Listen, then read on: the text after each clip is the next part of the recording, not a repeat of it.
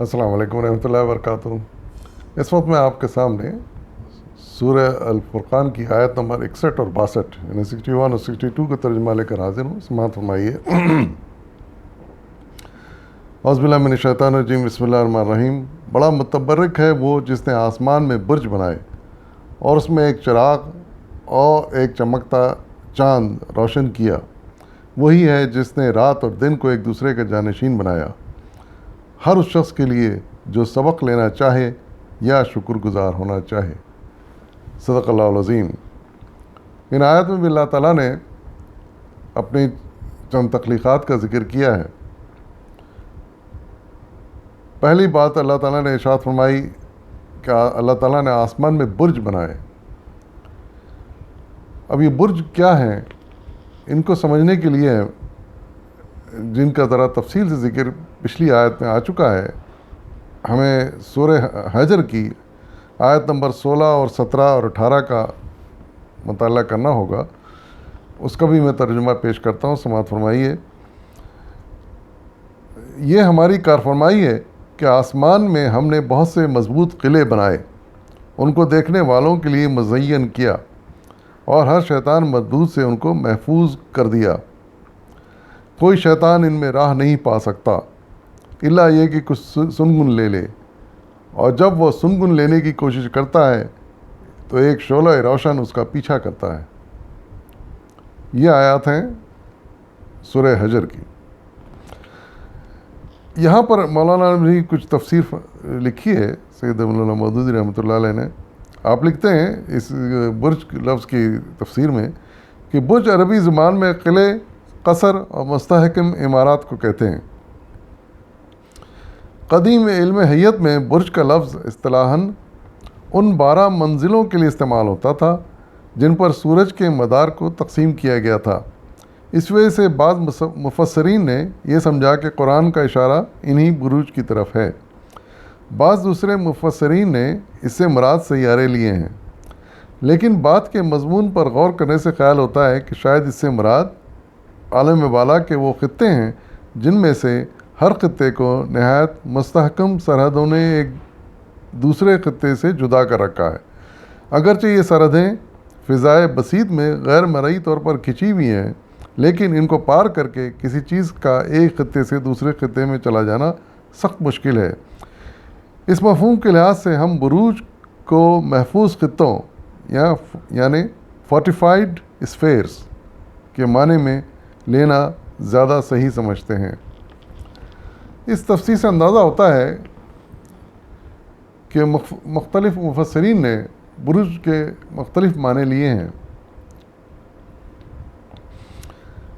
لیکن ایک بات جو بڑی رہنما ہے اور جس سے ہم کو سمجھنے میں آسانی ہوتی ہے کہ یہ سورہ حجر میں یہاں فرمایا گیا کہ ان کو دیکھنے والوں کے لیے مضبوط قلعے بنائے اور ان کو دیکھنے والوں کے لیے مزین کیا۔ یعنی عربی میں یہ جملہ آیا ہے کہ وَزَيَّنَّاهَا لِلنَّاظِرِينَ۔ اس سے اندازہ ہوتا ہے کہ یہ وہی ستارے ہیں جو ہمیں آسمان پر برسوں سے نظر آ رہے ہیں، لوگ ان کو دیکھتے رہے ہیں اور ان کی تعریف کرتے رہے ہیں کہ کتنے خوبصورت انداز سے وہ آسمان میں سجائے گئے ہیں۔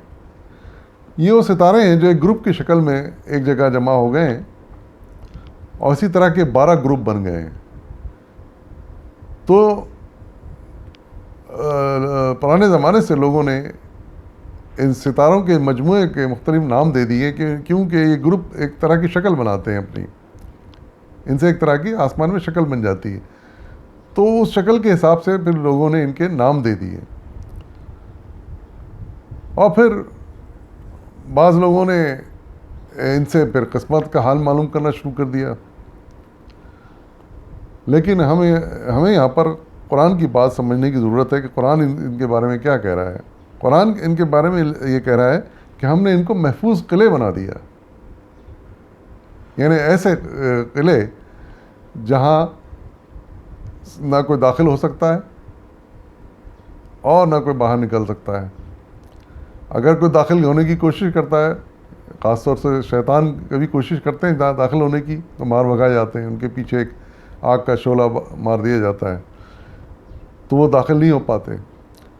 لیکن اللہ تعالیٰ نے یہ تفصیل ہمیں یہاں آگاہ نہیں کیا کہ ان مضبوط قلعوں میں اللہ تعالیٰ کیا کام انجام دے رہے ہیں، ان سے کیا کام لیا جا رہا ہے اور کیا کچھ ہو رہا ہے اور کیا کچھ یہاں پایا جاتا ہے.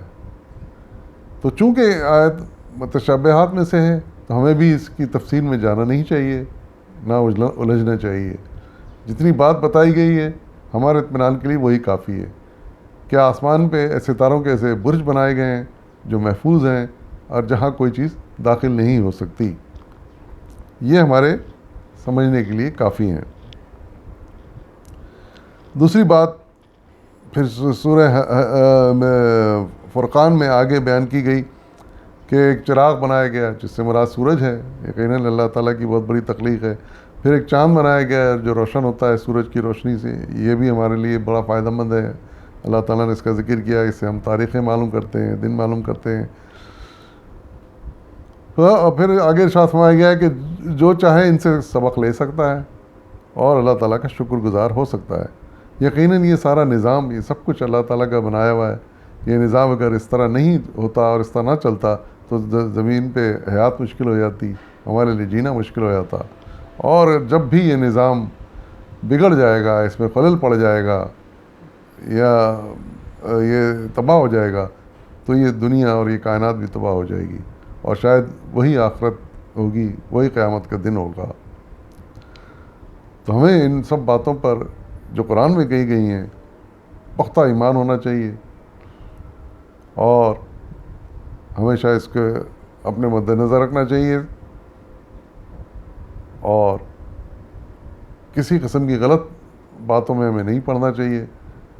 صرف اتنا ہی ہمیں ایمان رکھنا ہے، انہی باتوں پر رکھنا ہے جو یہاں ذکر کی گئی ہیں. اور اللہ تعالیٰ ہم سب کے ایمان کو ان باتوں سے مضبوط کرے. وآخر دعوانا والحمد للہ رب العالمین.